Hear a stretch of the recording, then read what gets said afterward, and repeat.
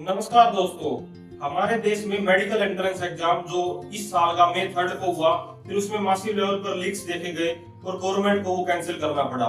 इतनी बड़ी चीजें भी जो पूरे देश के यूथ को, उनकी फैमिलीज को एंड इवन पूरी कंट्री को इम्पेक्ट करती है, वो भी इस देश में कैसे हो रही है। आपको क्या लगता है इसके पीछे कौन रिस्पॉन्सिबल है?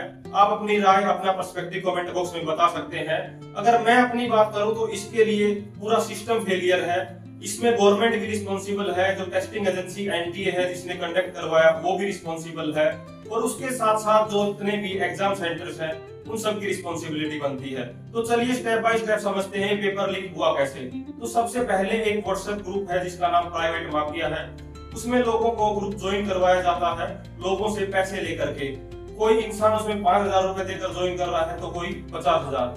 एग्जाम यानी 3 मई कंडक्ट होने से पहले उसमें एक पेपर आता है जिसमें लगभग 410 क्वेश्चंस रहते हैं। लेकिन जब एग्जाम कंप्लीट होता है, क्वेश्चंस जो उस ग्रुप में भेजे गए थे उनको मैच किया जाता है, तो पता लगता है कि 120 क्वेश्चंस एग्जैक्टली सेम थे जो फाइनल एग्जाम में आए थे।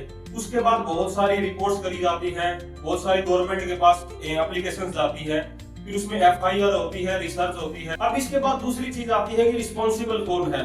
तो इसमें सेंट्रल गवर्नमेंट, हमारी स्टेट गवर्नमेंट्स और एग्जाम सेंटर्स जहां जहां है वो सभी रिस्पॉन्सिबल है।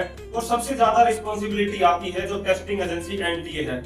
2017 में एनटीए को ये जिम्मेदारी दी गई थी कि आपको ये नीट का एग्जाम कंडक्ट करवाना है, और ये कहकर जिम्मेदारी दी गई थी कि ये प्रोफेशनल एजेंसी है और प्रोफेशनल तरीके से एग्जाम होंगे। लेकिन एग्जाम कैसे हो रहे हैं वो आप देख रहे हैं, उनके नतीजे कैसे हैं। और नीट में तो स्पेसिफिकली हर साल कुछ ना कुछ इश्यू रहता ही है। इसी को लेकर के 2024 में एक कमेटी बनती है जिसके चेयर करते हैं, जिसको जो हमारे इसरो के हेड थे राधाकृष्ण। हर स्टेप पे रिस्पॉन्सिबिलिटी फिक्स करने के लिए बोला, लेकिन उनकी जो रिकमेंडेशंस थी उनको भी नहीं माना गया, और आज नतीजे हमारे सभी। और एट द एंड मैं कहूंगा कि जो हमारे देश में सेंट्रल गवर्नमेंट है, जो हमारे देश के पीएम है, वो हमेशा इलेक्शंस के टाइम पे अपनी ईमानदारी के नाम पर लोगों से वोट मांगते हैं। हमारी सरकार ईमानदार है, हम ईमानदारी से काम कर रहे हैं, उसके नाम पे वोट मांगते हैं।